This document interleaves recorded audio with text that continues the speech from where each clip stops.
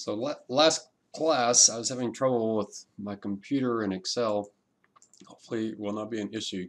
I use Camtasia to do my recording, and it seems to cause some issues with other programs, but I think we're okay here. So we're going to walk through a couple of projects here. I'm thinking on the final, since you're going to have this Excel spreadsheet, it's going to make it not a problem that's really going to test any knowledge whatsoever, is instead of doing these problems in Excel, instead just have you show me the formulas, write out the formulas without even calculating the formulas, and just show how you would figure it out. So it's really just a matter, if you can walk through the formulas, you can definitely understand what Excel is doing here. So so again, this is the current year. Here's the premium, the claims, loss adjustment. So 750 minus these three add up to 730. So 750 minus 730 had underwriting gain of 220. Our required capitals are using a premium to surplus ratio to 3-to-1. Everything in purple is given.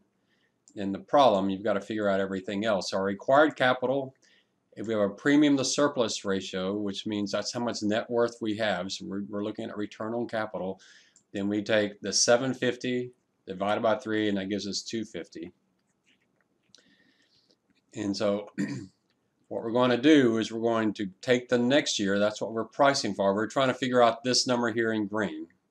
So in reality, I'll give you a few numbers, and we'll see. I don't know how we're doing in the final, but I might actually have you do what I'm about to do using GoalSeek to find the answer, and then walk me through the formulas. We'll see. I'm not sure exactly how we'll do it. So what we're given is our required return on capital. We'll use that at the very, very end. Our investment return is 4%. We'll use that a bit later. But the key getting started are all these assumptions right here. For our claims, what is the growth in frequency and what is the growth in severity? And then what's the timing? On average, when will we pay these out?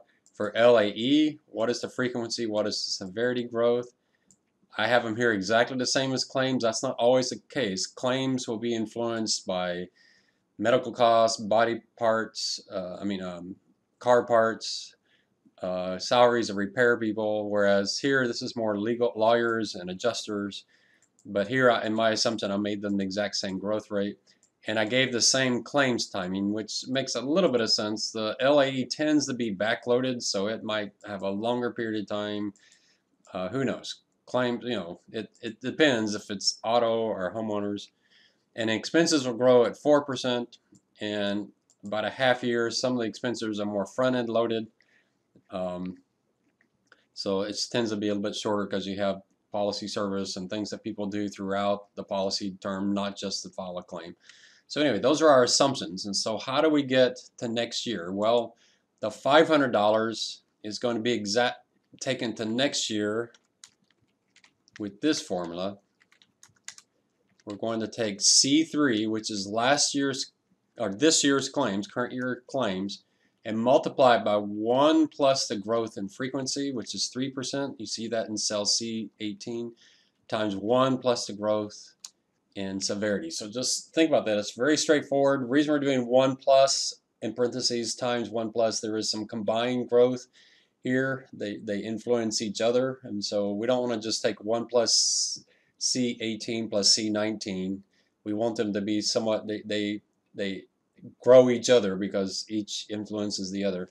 So we compound the growth, and so that gives us the growth rate there. On LAE, it's the exact same thing. We take the current year times 1 plus LAE's growth in frequency times 1 plus LAE's growth in severity. So the exact same formula. There's nothing really new there. So very, very simple. You're just growing it for the growth in frequency and severity. I haven't get into how do the actuaries think those two are going to grow at those speeds, but it's based on their studies of history and what's going on in the market.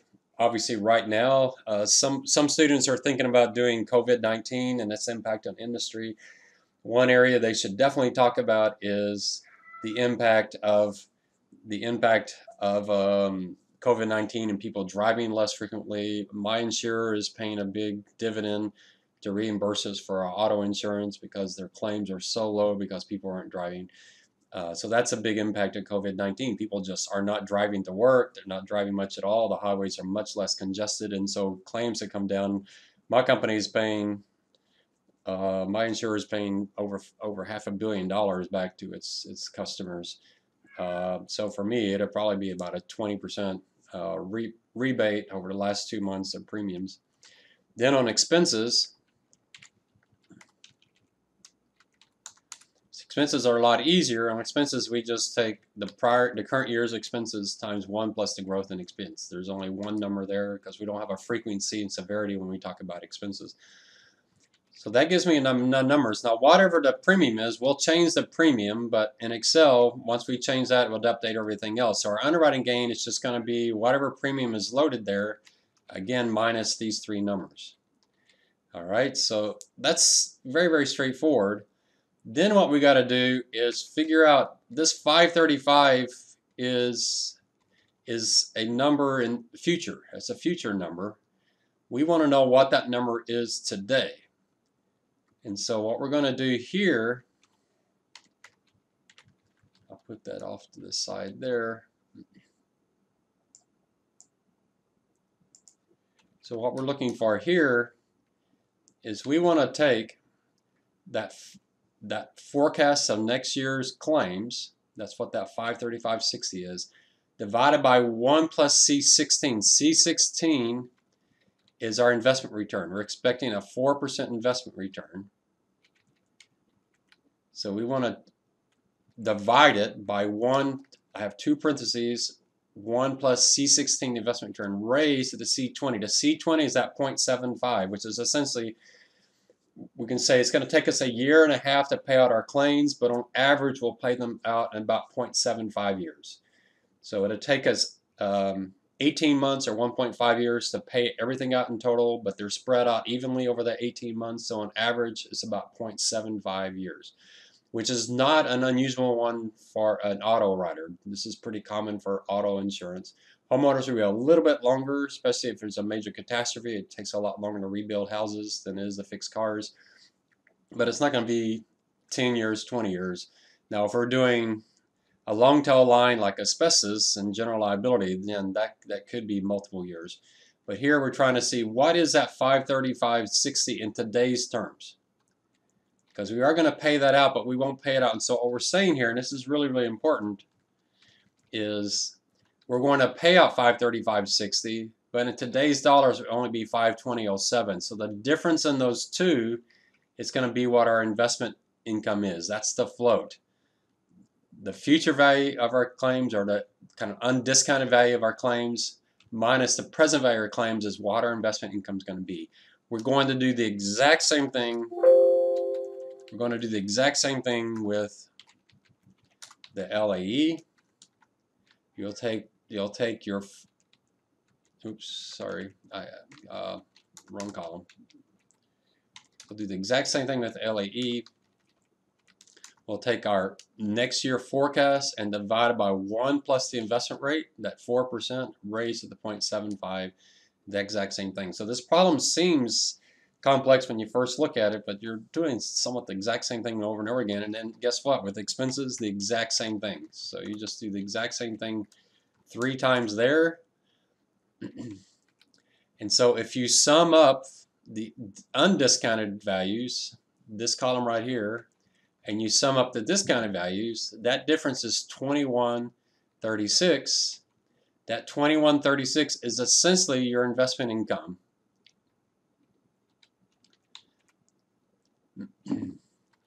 So you can see we're summing D3 through D5 minus E3 through E5, and that gives us our investment income with one exception. And here I'm simplifying this a little bit, but we have this capital set aside for this product, 250, and that's sitting there in our investments. It's in our net worth and it's in our investments. And so what we're going to do is we're going to take that and get 4% on that. Now what we should do is is include the increase in the net worth over the year and add a little bit for that, but I'm ignoring that, so I'm keeping it pretty simple.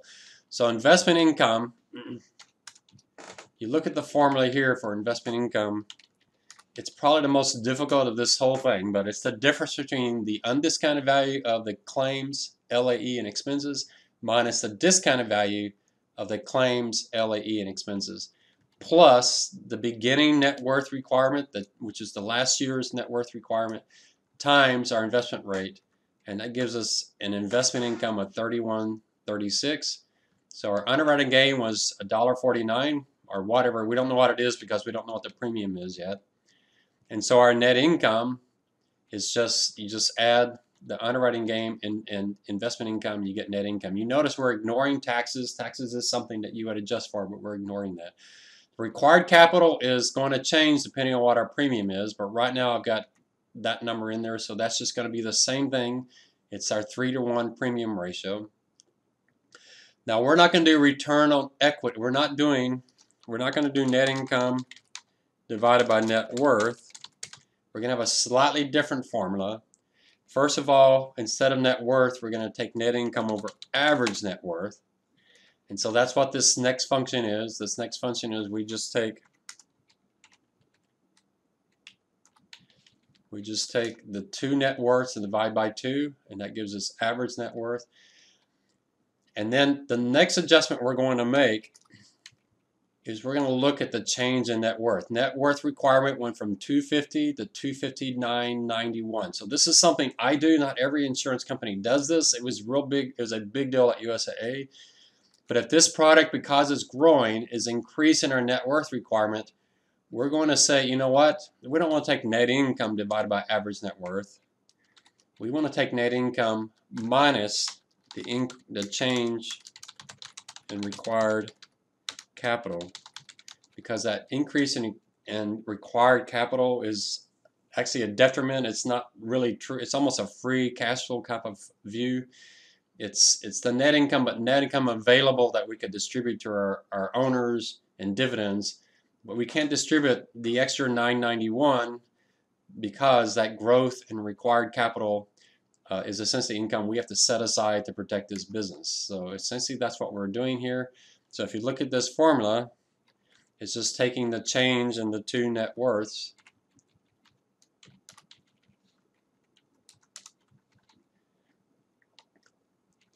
and so when you get the return is just net income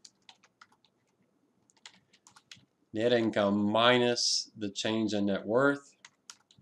So you'll see that. And then your return is that net income minus the change in capital required divided by your average required capital. And that gives you the answers. So our goal was 9%. This gives us 9%. It's not exactly there, so you can actually go to data, what if analysis, goal seek,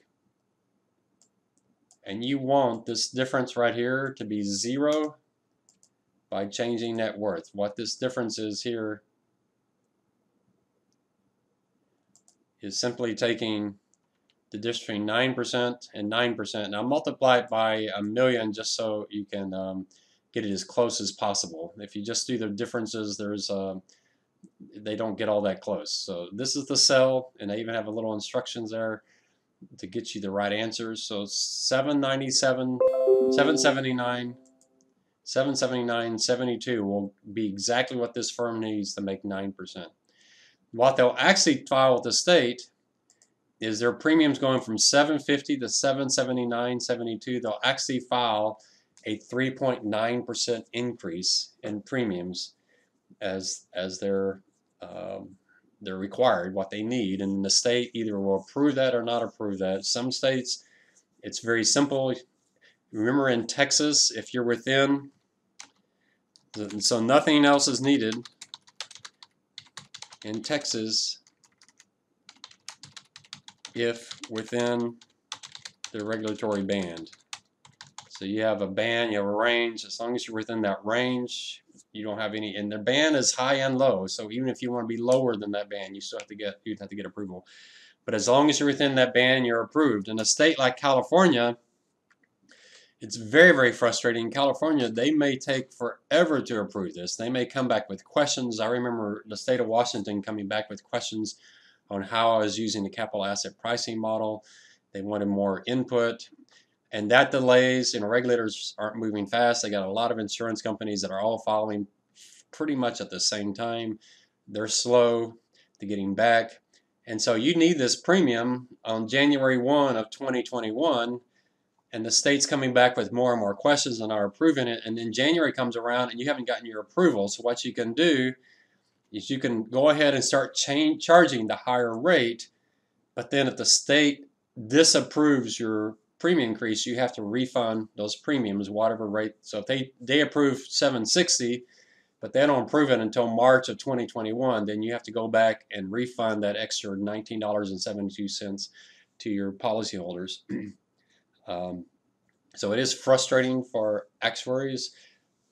States like Georgia, California, Hawaii are real difficult. Other states are really simple, and it depends whether it's homeowners. For Florida, homeowners is a pain, but auto is not an issue. New Jersey, Massachusetts are tough on auto.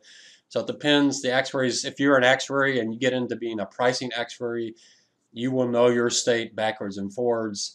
And even places like Georgia, where it's almost county by county approval, it's pretty amazing. So look back at what we did. We forecast claims, LAE, and expenses. We took the present value of that so we could get the float, the return on float. We then added a little extra income on the beginning net worth. That gave us a net income. We've calculated the average required capital. We adjusted our net income to reduce it for the required capital, gave us a return, and we set a premium such that our return on capital equals our target return on capital. So you have required capital and you have a required return on capital. Both of these you have to file with the state and get approval. USAA had a little bit of tough time because when I was there, our capital requirements were very, very conservative, and the state would say, well, you don't need all that net worth. You don't need to write to a 3-to-1. You can write to a 4-to-1 or 5-to-1. So there's a lot of debates in this industry about what's appropriate. We're going to get into that later when we talk about regulatory issues. But you can see the process. So I'll be real clear what I'm going to look for on the exam, but you can see if you have the spreadsheet how easy this becomes. So I'm thinking a good way to do it might be you can use this spreadsheet, plug in the numbers that I give you in the problem, and we'll do another problem next session and walk through it, and then I'll show you exactly how I've shown it in the exam in the past. I'll give you an exam question that you can work through. I'll actually let you work through it as part of the class time, just like we would have done in class, and see if you can do it on paper. What I encourage you to try to do it on paper, or you can do it on in Excel, but with a blank. See if you can do it with a blank sheet of Excel, that you understand how to work through the process, because I really want you to make sure, especially actuary majors, even insurance finance majors, just to make sure you understand the finance behind this. Again, this is my approach where I'm using GoalSeek to back into this number.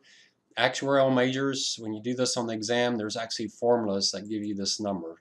So, and I just can't give you those formulas because they're a little tough, especially for finance majors.